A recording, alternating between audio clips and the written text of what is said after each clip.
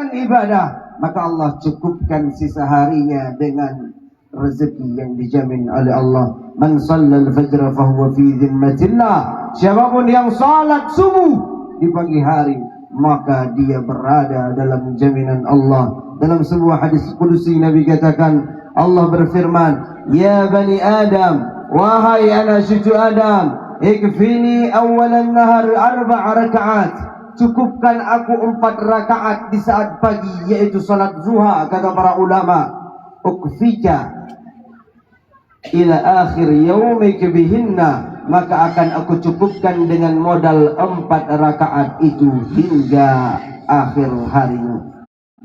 Maka menyebungo hanan dohoja ngejak masjid semayang duha 4 rakaat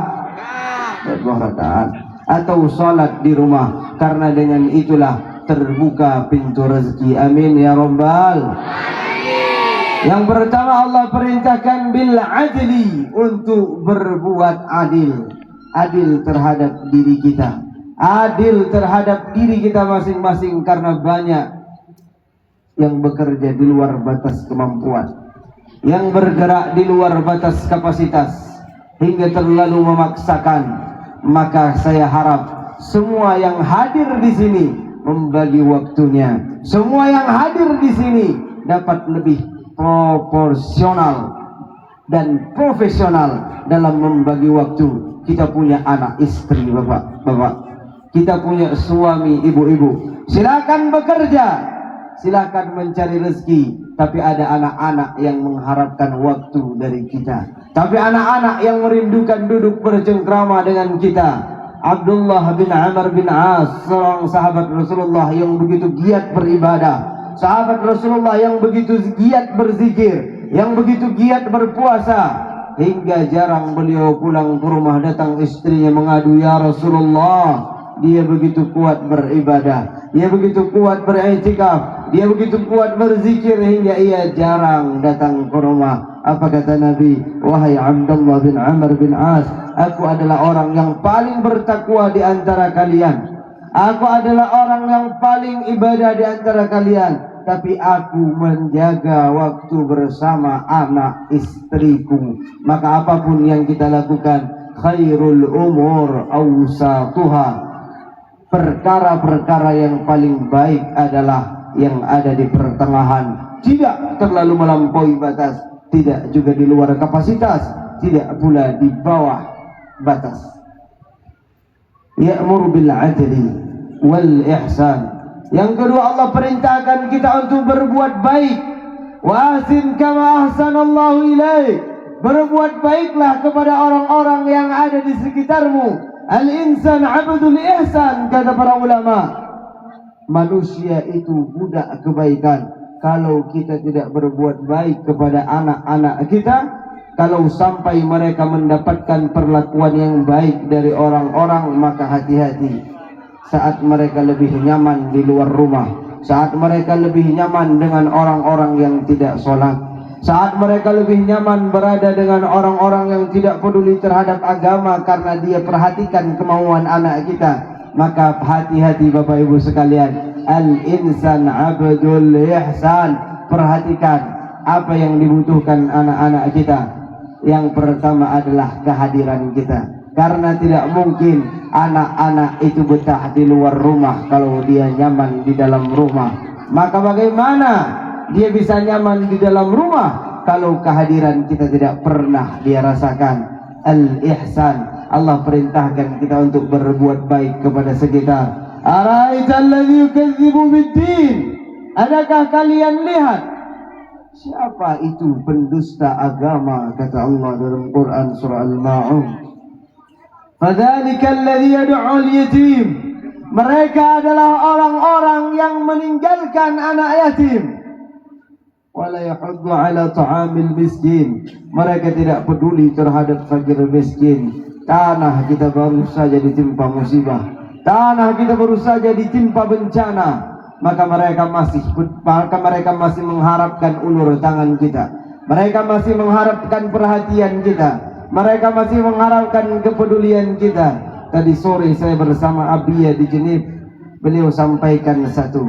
Saya harap ini pesan sampai kepada semua kalangan, sampai kepada semua orang yang punya kemampuan. Apa kata Abia? Nyo daya lun tunggu hebi 200 dro yang lun tampung urung korban banjir. Maka saya sangat berharap ada orang-orang kaya lainnya, ada bapak-bapak yang lainnya, ada pimpinan-pimpinan pesantren lainnya yang sama-sama berniat dalam kebaikan, mengambil anak-anak kita, mengambil generasi-generasi kita, mendidik mereka untuk peduli terhadap agama. Karena lalun bingung Abia munyohana tak peduli lega agama kita, dipeduli le agama legok tengok susah tengok. Karena padudro yang dibiayakan sekolah, yang biayakan itu bukan orang Islam.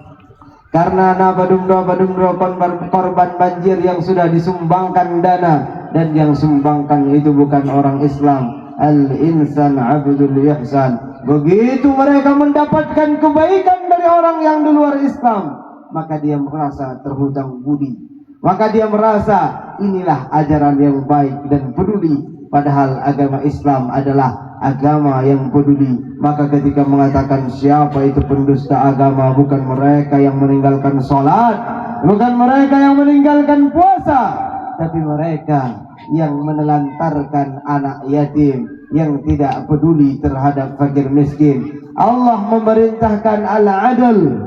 Yang pertama Allah perintahkan adalah keadilan. Yang kedua Allah perintahkan adalah ihsan, untuk berbuat baik. Dan yang ketiga paling penting saya rasa wa ita'idil qurba, dan berpeduli terhadap orang-orang terdekat, peduli terhadap orang-orang sekitar. Banyak Bapak Ibu yang di luar rumah Masya Allah senyum, yang di luar rumah Masya Allah dermawan, yang di luar rumah Masya Allah ramah. Begitu dia masuk ke dalam rumah, hilang senyum, hilang dermawan, hilang ramah. Sosok ayah yang dikenal di dalam rumah adalah seorang diktator. Sosok ayah yang dikenal di dalam rumah adalah seorang pemimpin yang tidak mungkin salah. Sosok ayah yang dikenal di dalam rumah bukanlah sosok teman yang ramah. Maka Allah berkata, ita'idil qurba wa talmala ala hubbihi dzawil qurba. Yang pertama berbuat baik itu terhadap orang-orang terdekat kita. Maka kata para ulama, orang yang bersedekah untuk orang lain namun melupakan keluarganya, dia adalah orang-orang yang ria. Kenapa? Karena menyojo penggegop ipu jauh, menyojo penggegop ada di sanjung sajikan, naik pegah daya urenggot, tapi nyata jo peng ke keluarga hana tatu. Tapi nyata jo peng keluarga hana pegah tanyogot, tapi nyata jo peng ke keluarga hana dipujo. Padahal Rasulullah sallallahu alaihi wasallam mengatakan, sedekahmu kepada orang lain itu hanya mendapatkan satu pahala, yaitu pahala sedekah. Sedangkan pemberianmu terhadap anak istri, pemberianmu terhadap keluargamu, itu merupakan dua kebaikan. Yang pertama sedekah, yang kedua silaturrahmi. Sahabat Habibi,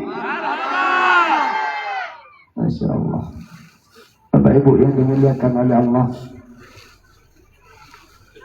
wa yanha 'anil fahsya, yang larangannya adalah Allah melarang kita untuk berbuat keji. Wala taqrabuz zina, jangan dekati zina, karena dia adalah fahisyah kata Allah, karena dia adalah merupakan perbuatan yang keji. Apa yang diharapkan dari generasi yang tidak peduli terhadap kesuciannya? Apa yang diharapkan generasi yang menjual kehormatannya? Apa yang diharapkan dari anak-anak yang tidak mengerti apa yang harus dia jaga? Maka datangnya mereka ke tempat-tempat yang seperti ini adalah bukti bahwa hati mereka masih terjaga, adalah bukti bahwa kesucian mereka masih tertata, adalah bukti bahwa mereka adalah anak-anak yang peduli terhadap agama. Kalau generasi-generasi muda masih peduli terhadap agama, maka inilah yang mesti kita banggakan. Bukan orang tua yang datang ke masjid, bukan orang tua yang rajin itikaf, bukan orang tua yang rajin ibadah, tapi anak-anak muda yang begitu rajin ke masjid, yang begitu giat ibadah. Itulah generasi penerus, itulah yang akan memajukan Dewantara Aceh Utara. Orang tua.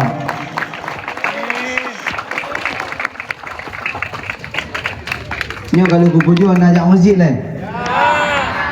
Nanti beli tu buka-buka kan aja. Nyo lah masjid nyo beda orang. Ya. Ini puji duduk luar. Nah yang anjir nama masjid ibu-ibu kan. Masya Allah, tabarakallah. Bapak ibu yang dimuliakan oleh Allah, Allah melarang kita berbuat fahsya, mungkar, baghi, dilarang berbuat kemungkaran. Falyughayyir biyadihi.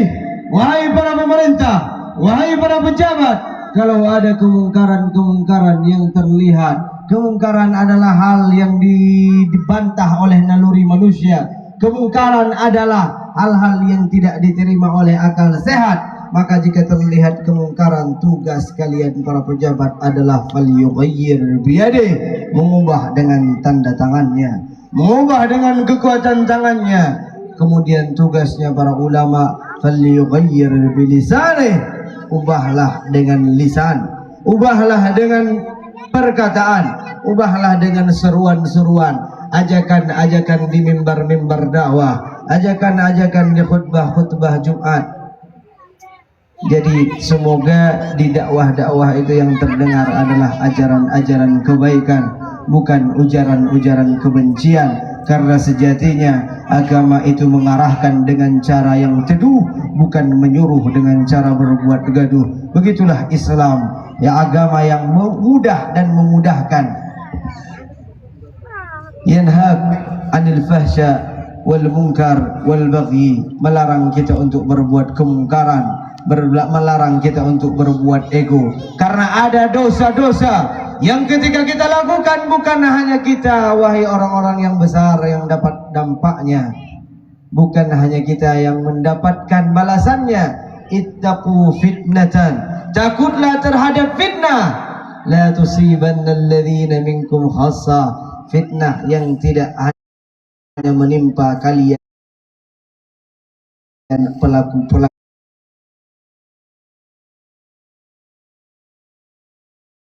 punya.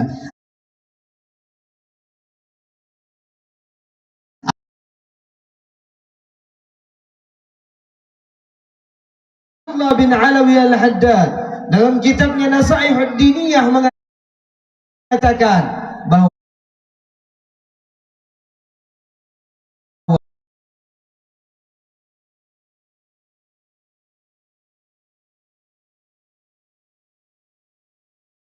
tapi mereka tidak ada amar ma'ruf nahi mungkar.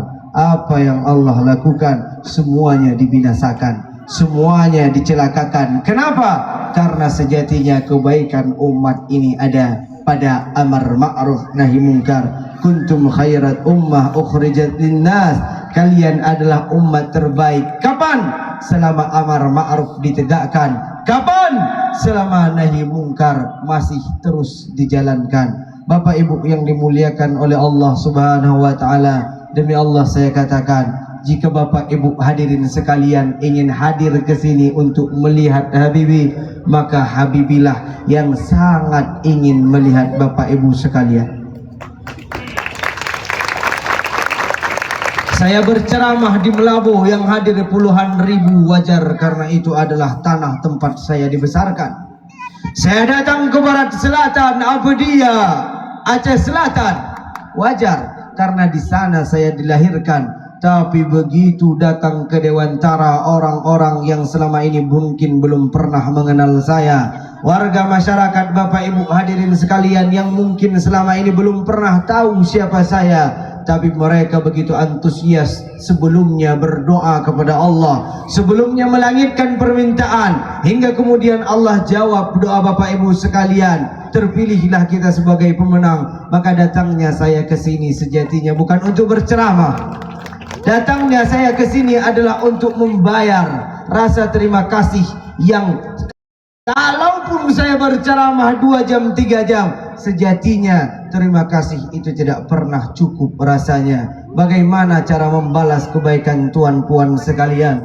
Bagaimana caranya membalas kebaikan ibu bapak sekalian yang selama ini mendoakan?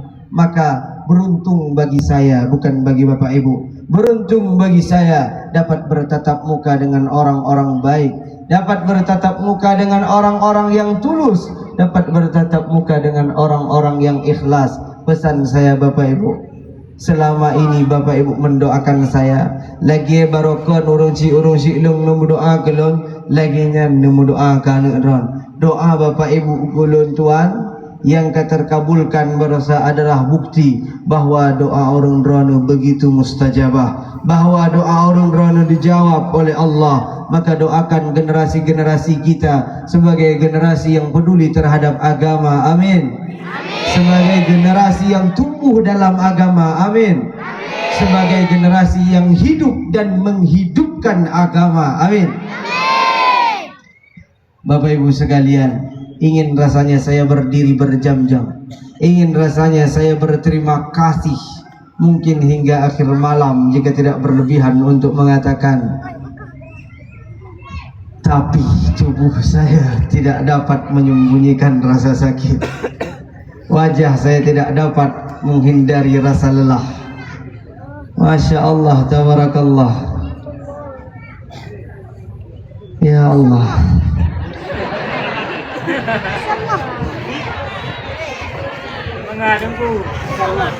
ya Allah.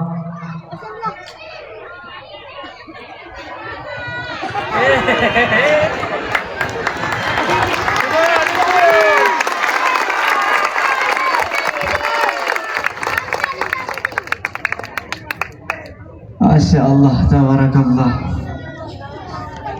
Allah subhanahu wa ta'ala setiap kali melihat anak cucu Adam berbuat kebaikan, setiap kali melihat majelis-majelis kebaikan yang seperti ini, selalu mengatakan kepada malaikat yang dulu protes, yang dulu mengatakan, ya Allah, Engkau menciptakan manusia karena mereka pada sejatinya hanya akan berbuat kerusakan, mereka pada sejatinya hanya akan berbuat kemungkaran. Tapi begitu melihat warga masyarakat Dewantara berkumpul semangat dalam kajian, semangat dalam agama, maka dikatakan dalam sebuah hadis qudsi, setiap kali Allah melihat perkumpulan kebaikan, Allah memanggil malaikat, ya malaikati, wahai malaikatku, perhatikanlah malam ini warga masyarakat Dewantara tidak hadir untuk berbuat kemungkaran, mereka tidak hadir untuk berbuat kerusakan, tapi mereka hadir untuk event kebaikan, tapi mereka hadir pada kajian-kajian yang mengajak kepada kebaikan. Ini adalah bukti bahwa kebaikan itu tetap ada hingga akhir zaman, amin. Bapak ibu sekalian, kalau Tuhan paksakan, mungkin hanya sekian yang dapat saya sampaikan. Lain kali kita bertemu, di lain kesempatan kita bertatapan, di lain kesempatan kita berhadap-hadapan. Insya Allah Dewantara ini bukan kali pertama saya datangi. Kemudian kita akan bertemu kembali pada ajang-ajang kebaikan yang insya Allah sama-sama kita nantikan. Terima kasih bercatat atas kehadiran Bapak Ibu sekalian. Mohon maaf salah, silap, tingkah laku dan perkataan. Billahi taufiq wal hidayah wal ridha wal inayah. Assalamualaikum warahmatullahi wabarakatuh.